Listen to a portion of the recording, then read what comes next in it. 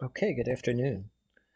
So we're going to pick up talking about rational expressions, and we're going to make it a little bit more difficult. We've talked a lot about how a strategy for math is to learn something new and then layer on things that you know. Well, that's what we're going to do here. We've learned something new, which is simplifying rational expressions. Now we're going to layer on something that we know, which is multiplying rational expressions.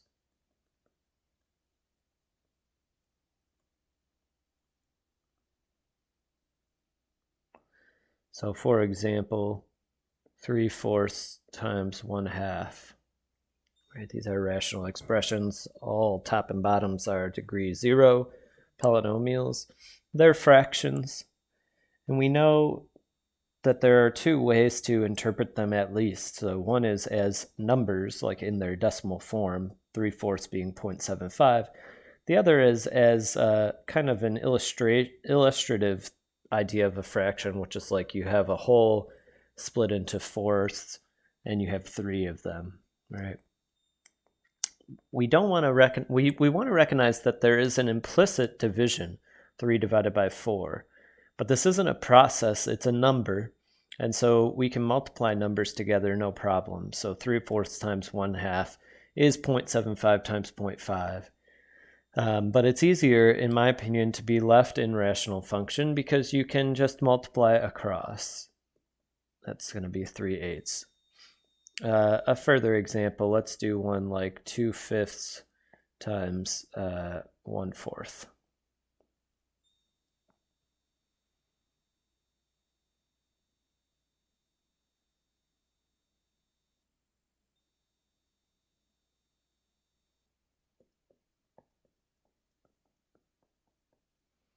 So there's simplification involved here. And what's interesting to think about is that occasionally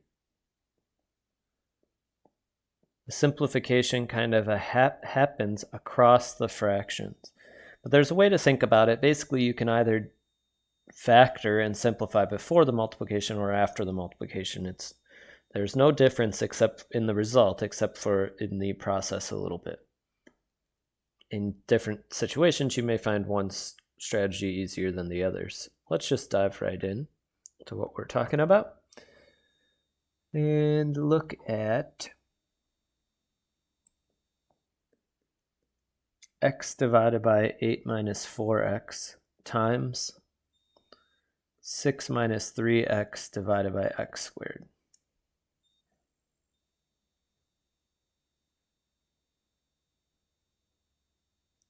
First, written like this, okay, no problem. But we should be thorough here. We can recognize, for example, that we could factor this denominator of this first expression. We can also factor the numerator of this second expression, and it might be worthwhile to factor the bottom expression, the second expression's denominator. Why? Because, well, I'm in this familiarity of if I were to multiply top and bottom, multiply tops and multiply bottoms, there would be an x squared on the bottom and an x on the top, and they're going to be able to divide out one pair of x's. So I can just do it now. And also through the factoring, you can see that the way things sort of interact here. So now I think you're going to start to see really the massive benefit of simplifying as we've been learning at rational functions. Because this really complicated multiplication of two rational functions, when simplified, is just this simple rational function, 3 divided by 4x. Will that always happen? No, of course not, right? And there are many more examples that you can think of things that don't simplify well. But for things that do, it's incredibly valuable and often has practical ramifications. So another example, 5x minus 5 divided by x squared minus 49 times x plus 7 over x minus 1.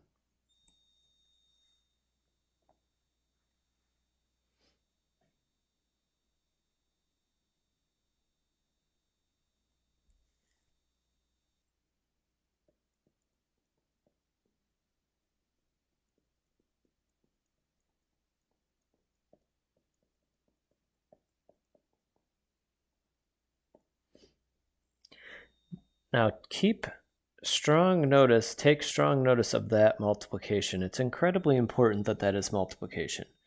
If it's addition or subtraction or division, we would need to either, in division's case, convert it to a form of multiplication, or in addition and subtraction, recognize that this set of tools is irrelevant to that.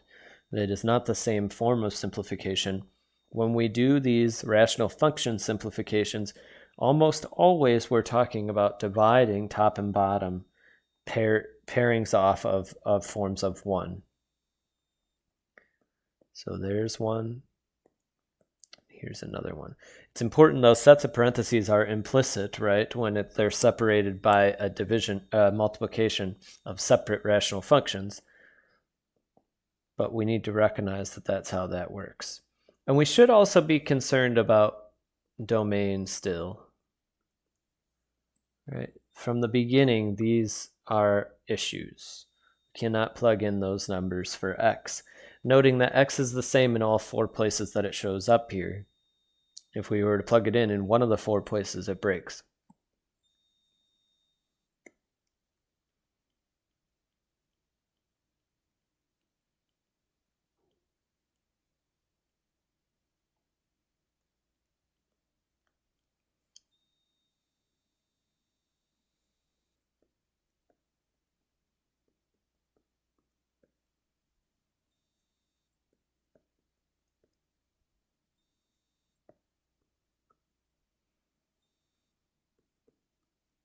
Oops.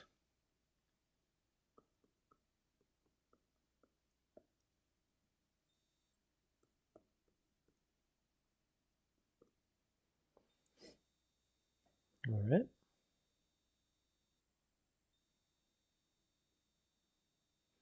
Something to note, even if this question were to multiply these, often it is implied that multiply and reduce to the simplest term, the simplest form. So let me do some factoring here.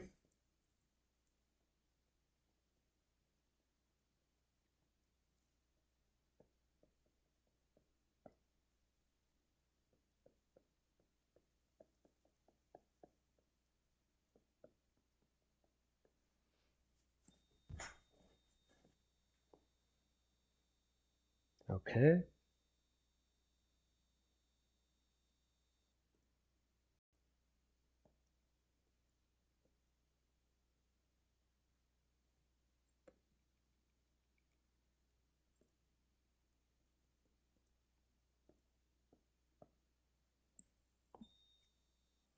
All right.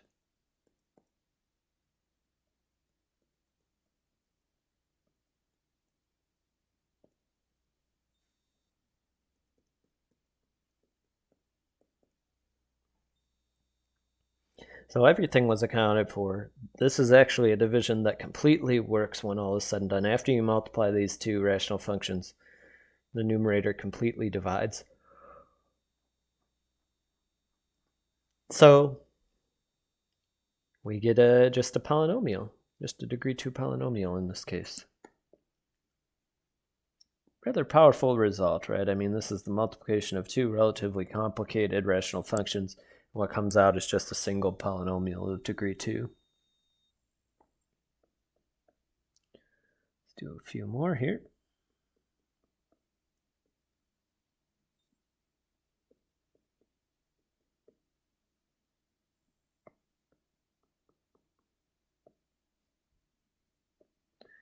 And I'll remind you that for the most part, I'm just going through these without taking artificial breaks. But as you do this, as you work and watch these videos, I highly suggest that you write the problem as I write it, pause the video, proceed, and then see if you succeeded or if there's maybe something that we should look at.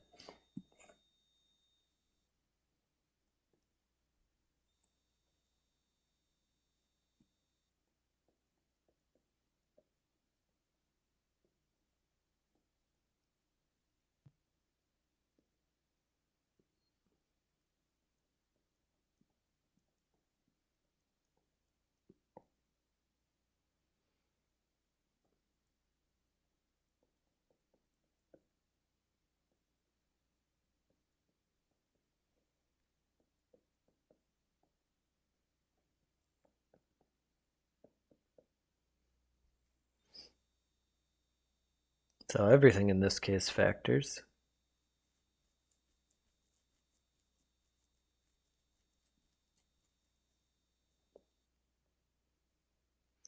So a couple obvious cancellations or divisions out, those two.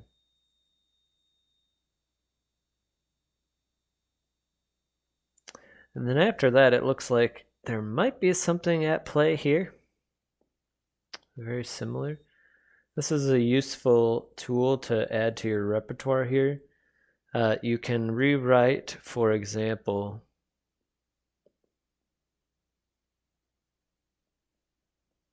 in this way. Oh, this should not be squared.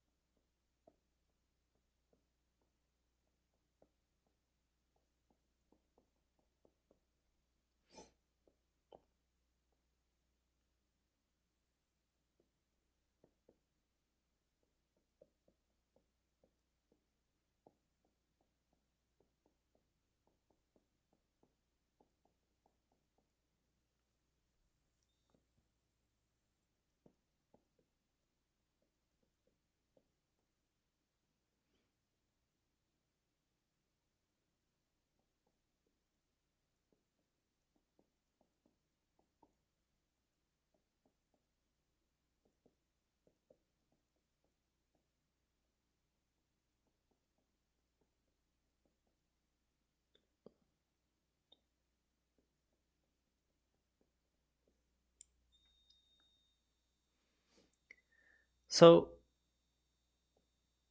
don't be alarmed if it feels like the question is going on and on. It is the case that often you want to stay organized. You may want to do just one or two things at a time as opposed to trying to do everything at once.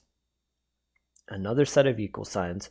Every equal sign you're writing, establishing that you're about to say there's another equivalent expression rewritten in a different way that's the same as all the ones that have come before. So every equal sign is saying that, and each equal sign I'm trying to accomplish something, right? Something that I think will help me establish a simpler and simpler form. So first I'm factoring, I'm doing some cancellations, I'm pulling out a -1 to get an easier cancellation, multiplying back out, simplifying, combining like terms, doing a distribution.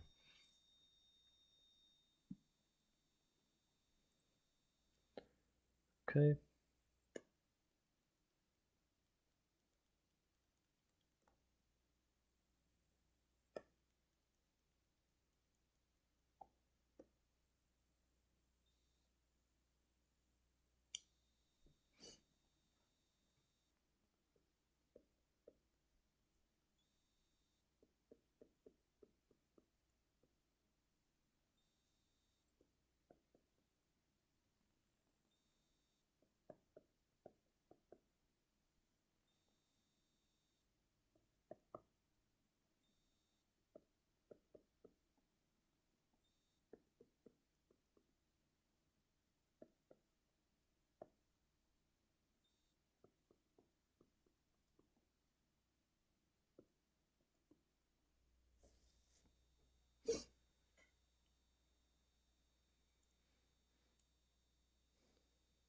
Okay.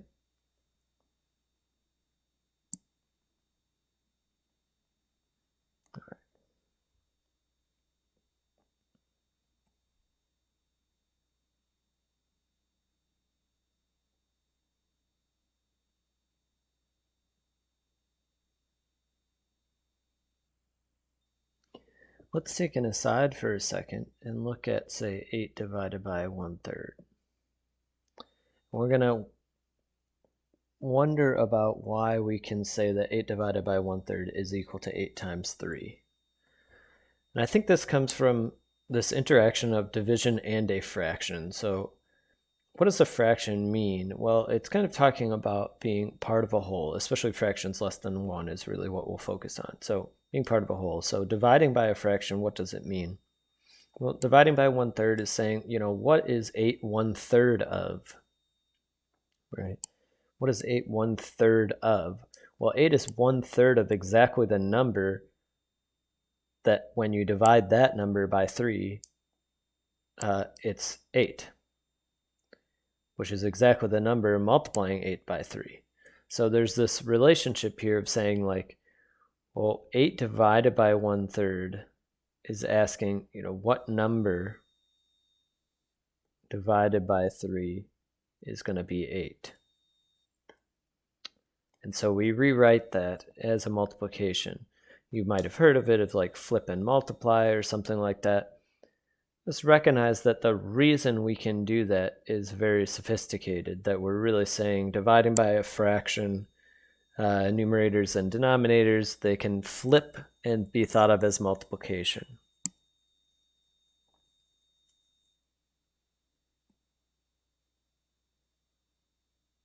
So that will be step 1.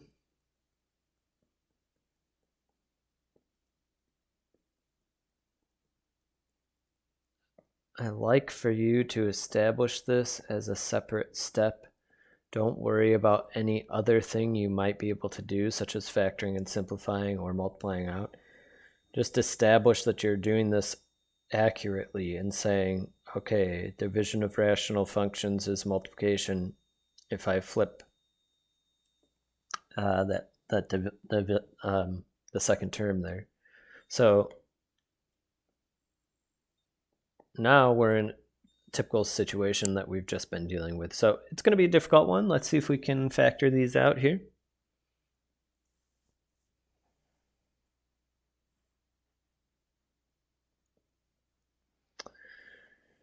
Okay, there's that one. Remember that you can verify these for yourself. They should redistribute back to where you came from. We're always writing equivalent expressions.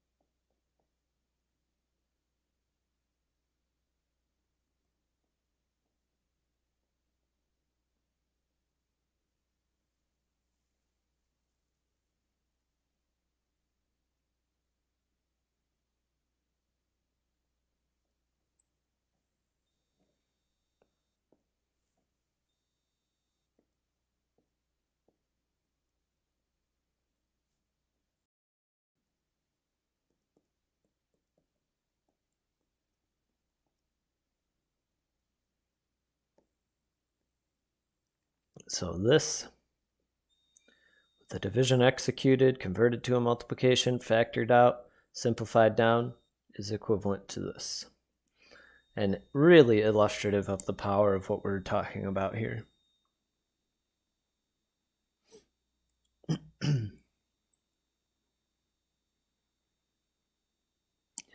Let's do one more.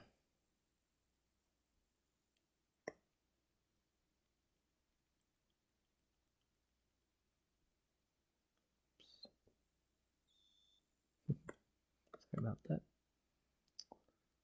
Okay.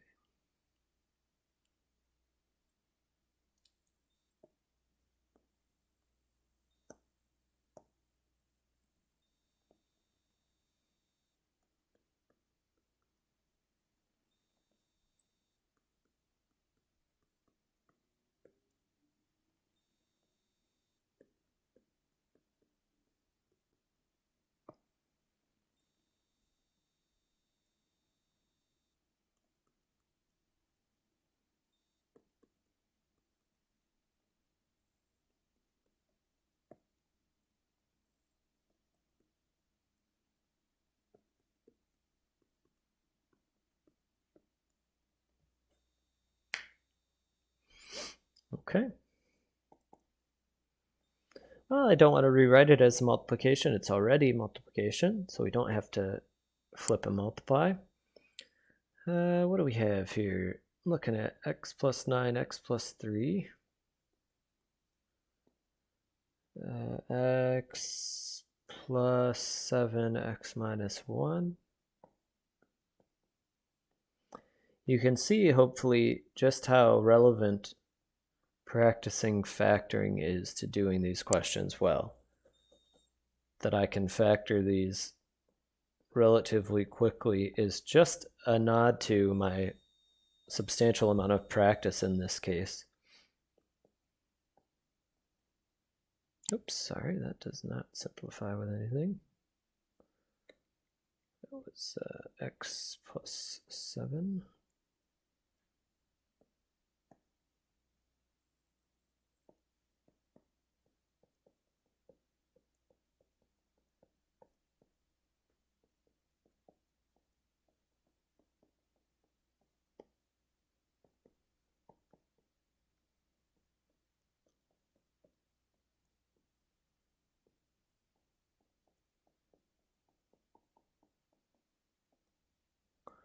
Done. So this is a class of problems where we've layered multiplying multiple rational functions together with the idea of simplifying. So we know how to multiply rational functions. We know how to convert dividing rationals into multiplication. It's the same as it were for arithmetic problems without variables. Now we add to that the ability to factor and understanding of 1 times anything is anything, or 1 times something is something, and how we cancel out those different forms of 1, x plus 9 over x plus 9, x minus 1 over x minus 1. Those are forms of 1. We can simplify those down to 1 and then implicitly take them away and say, well, multiplying by 1 is irrelevant. And so we get down to simpler versions, right? Where in this case we have a degree 2 polynomial divided by a degree 2 polynomial times degree 2 over degree 2. So degree 4 over degree 4 overall simplifies to degree 2 over degree 2. Okay, thanks for joining me.